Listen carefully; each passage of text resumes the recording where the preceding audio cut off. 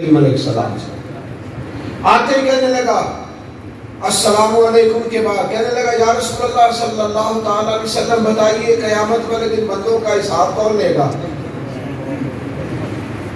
حضور نے فرمایا سادی سی بات ہے، حساب اللہ لے گا۔ سبحان اللہ۔ تو اتنی بات سن کے نا اس بندے نے مسکرانا شروع کر دیا، بھئی اللہ حساب لے گا، یہ کوئی مسکرانے والی بات؟ وہ مسکرانے لگا اور مسکراتا جا۔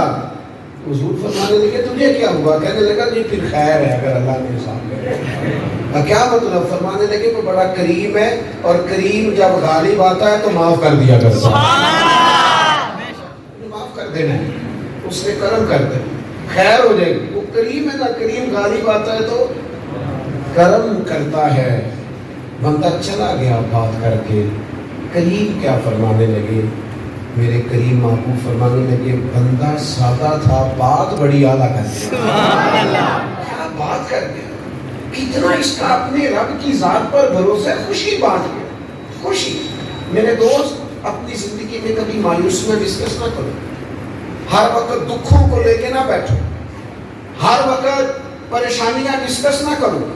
میں کبھی کبھی، کیونکہ آج میرے عزیز کی شادی ہے، میرے بچے کی، مجھے میرے دل بڑا زیادہ خوش ہے۔ شاید اتنی شادی کی تیاریاں یہاں نہیں ہو رہی جتنی ہمارے ہاں ہو رہی ہیں۔ میں گھر آیا تو اتنے بھی تیاریاں ہو رہی ہیں، سر مدرسے گیا تو اتنے بھی تیاریاں ہی ہو رہی ہیں سر۔ چلو بھائی خوشی کی بات ہے، پیار کی بات ہے۔ اور بھی سارے لیے کئی مسئلے بننے رہے بیاہ کے بعد، کیونکہ 4-5 کلاس فیل ہوئے تھے اور بھی تیار بیٹھے تھے، اس کی ہونے لگی ہے، ہمارے لیے مشکلات بڑھے گی بات۔ بہرحال عام تحمل سے مطلب سارے بندے تو خوش ہو کے نہیں تو دیکھتے جس کی شادی ہو، بعض اسے بھول کے بھی دیکھتے ہیں، ساری عمر نار رہے ہیں جو لگے لنگ چلے، یہ بھی بعضوں کا مسئلہ ہوتا ہے۔ بہرحال عام تحمل سے مطلب میں جو بات عرض کرنا چاہتا ہوں اس پر آپ حضرات غور کریں گے۔ خوش انسان جب رہتا ہے نا اور خوشی بانٹتا ہے، اور وہ اس کی طبیعت ہوتی ہے خیر تقسیم کرنے کی، اور وہ اچھائی آگے دینا چاہتا ہے اپنی زندگی میں، جی اپنی زندگی یہ بھی خوشی والی گل ہے۔ ہاں انہوں نے آخیا کہ ساری بھی اپنی مرضی ہے۔ عام طور پر سے مطلب آپ میری بات پر توجہ کریں، جب بندہ مایوسیاں ڈسکس کرتا ہے نا اپنی زندگی میں، دکھ ڈسکس کرتا ہے، تو بعض اوقات ناشکری کا پہلو بھی کھل جاتا ہے۔ یہ جو ناشکری ہوتی ہے نا یہ بھی زندگی میں بے چینی پیدا کرتی ہے، اور یہ جو شکر ہوتا ہے نا یہ سکون پیدا کرتا ہے۔ سبحان اللہ۔ جب انسان خوشیاں ڈسکس کرتا ہے تو طبیعت شکر کی طرف مائل ہوتی ہے، شکر کی طرف، اور انسان تازہ دم ہو جاتا ہے۔ حضرت جعفر طیار رضی اللہ تعالیٰ عنہ کو نجاشی بادشاہ نے بلایا تھا، جب مسلمان ہی ہجرت کر کے حبشہ چلے گئے نا، تو نجاشی کے پاس یہاں سے قریش مکہ نے کچھ لوگ بھیجے کہ ہمارے کچھ لوگ یہاں آ گئے ہیں تو واپس کرو۔ تو انہوں نے جا کے بڑی وہاں شرارت کی کہ یہ اس طرح کے لوگ ہیں، معاذ اللہ لڑائی کرا کے آ گئے، گناہ کر دیے۔ ہر بندے نے اپنے حق میں کوئی نہ کوئی کہانی یاد کی ہوتی ہے، خرد کا نام جنو رکھ دیا، جنو کا خرد، جو چاہے آپ کا حسن کرشمہ ساز کرے۔ کچھ بندے جھوٹ کو سچ اور سچ کو جھوٹ بنانے کے بھی بڑے ماہر ہوتے ہیں، انہوں نے بڑی داستان سرائی کی۔ آپ نے بات کو سمجھنا ہے، ایک تو مسلمانوں کی ابھی ایک گاؤں پر بھی حکومت نہیں، مکے سے ہجرت کر کے پناہ لیے حبشہ گئے ہیں، کفار کے ظلم و ستم سے پریشان اور تنگ، وہاں بھی بندے بھیج دیے۔ اب ان کا علاقہ ہے، ان کا ماحول ہے، اور کوئی ظاہری طور پر وہاں ارد گرد اپنے حمایتی لوگ نہیں۔ حضرت جعفر طیار رضی اللہ تعالیٰ عنہ سے کہا کہ آپ نے دین کی نمائندگی کرنی ہے تو آپ آگے بڑھے اور بات کریں، یعنی گھر سے پگڑی باندھ کے آنا، خوشبو لگا کے آنا، کپڑے بدل کے آنا، اسٹیج پہ نعرہ لگنا، نعت سنانا، یہ آسان کام ہے، لیکن کفر کا نرگا ہو، غیروں کا ملک ہو، اور چاروں جانب ماحول اور طرح کا ہو۔ بعض لوگوں نے حضرت جعفر طیار سے کہا آپ ساری باتیں کریں گے، کچھ تھوڑی حکمت سے، کچھ دانائی سے، تھوڑا غور سے فرمانے لگے چپ کرو، میں حرف بحرف وہی کہوں گا جو میں نے اپنے محبوب سے سنا۔ اسلام کے اس خطیب اول نے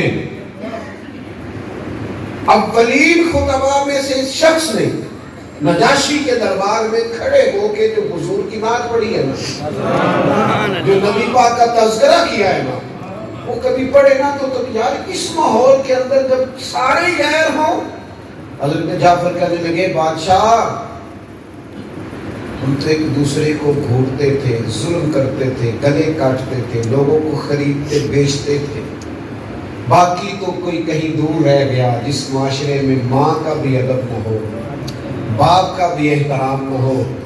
بادشاہ ہم پہ تو رب نے کرم کیا ہے، ہمیں اپنے آخری رسول عطا فرمایا، اس محبوب نے ہمیں بتایا ہے ماں کیا ہے، باپ کا مقام کیا ہے، پڑوسی کے حقوق کیا ہے، دوسروں سے محبت کیسے کرنی۔ آپ اس بات کو سمجھیں، یہاں نہ ذرا کو بندہ تھکا ہوا نا تو کہتا ہے نماز کا ٹائم ہو گیا، میری تو طبیعت ٹھیک نہیں ہے۔ یہاں تو لوگ تازہ دم نہیں رہتے، تھوڑی تھوڑی چیزوں میں سست، کاہل، پریشان، دکھی ہو جاتے ہیں۔ اس ماحول کے اندر اس گرجدار آواز میں دین کی بات کی، چاروں جانب عیسائی لوگ بیٹھے تھے لیکن سکتہ تاری ہو گیا۔ جب ساری باتیں بادشاہ نے سن لی نا، بادشاہ کو سمجھ آ گئی، میں بڑا مختصر کر رہا ہوں، تو یہ جو قریش گئے تھے انہوں نے ایک اور چال چلی، کہنے لگے ان سے پوچھیں حضرت عیسیٰ کو کیا مانتے ہیں۔ بعض لوگ ہوتے نہیں جو بعد میں پھر معاذ اللہ مذہبی کارڈ استعمال کرتے، ان کے مذہب کا معاملہ تھا نا جناب عیسیٰ، عیسائیوں کا معاذ اللہ نظریہ یہ ہے کہ جناب عیسیٰ علیہ السلام اللہ کے بیٹے، ان کا بڑا مشرکانہ عقیدہ ہے، اور اسلام اس عقیدے پر قائم ہے کہ جناب عیسیٰ علیہ السلام اللہ کے بندے اور رسول ہیں۔ شرارت کی، کہا کہ ان سے پوچھیں ان کا عقیدہ کیا ہے حضرت عیسیٰ علیہ السلام کے بارے میں۔ جب دوبارہ طلب کیا گیا جناب جعفر طیار کو، تو اب لوگوں نے پوچھا اب کیا کہو گے؟ ایک تو یہ کہ اپنا دفاع کرنا ہے، اس ملک میں رہنا، اور ایک یہ کہ جو ان کا مذہبی نظریہ، اس نظریے پر بات آ گئی، اب کیا کرو گے؟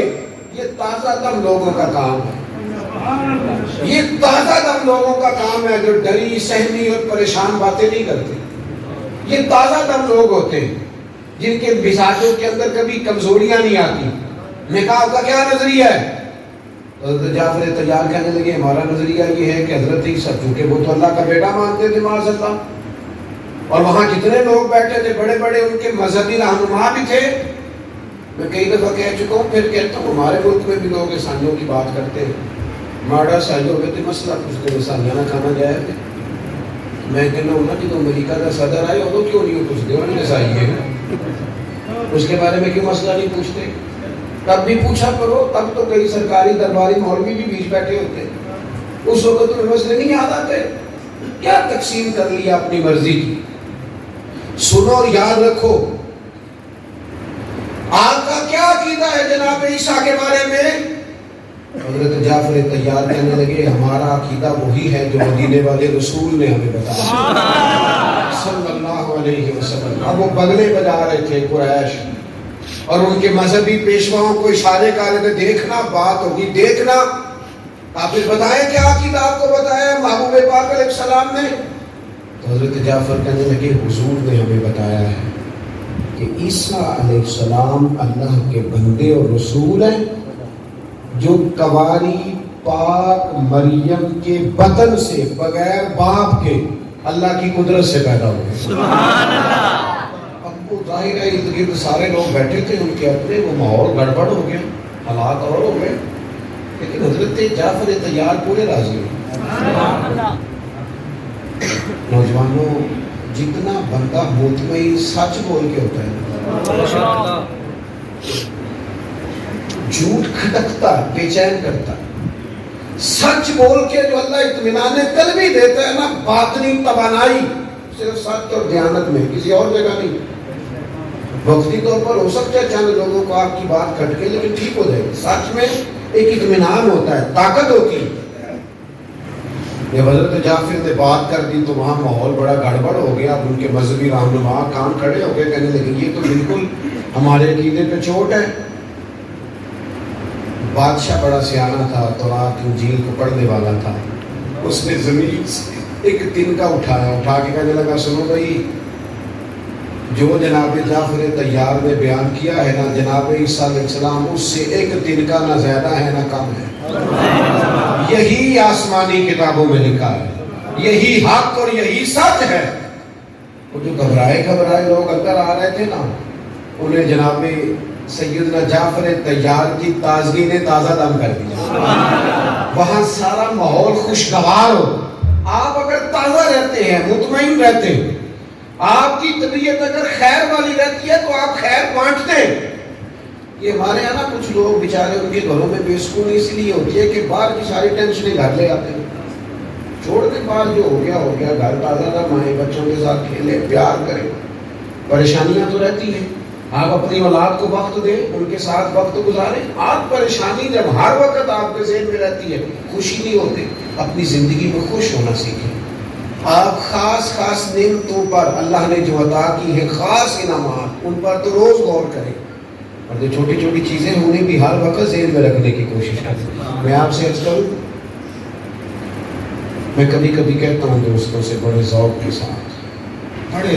ساتھ اور شکرانے کے انداز میں کہا کرتا ہوں، خدا جانے بلندی ہے کہ پستی، اور جہاں میں ہوں وہاں کوئی نہیں۔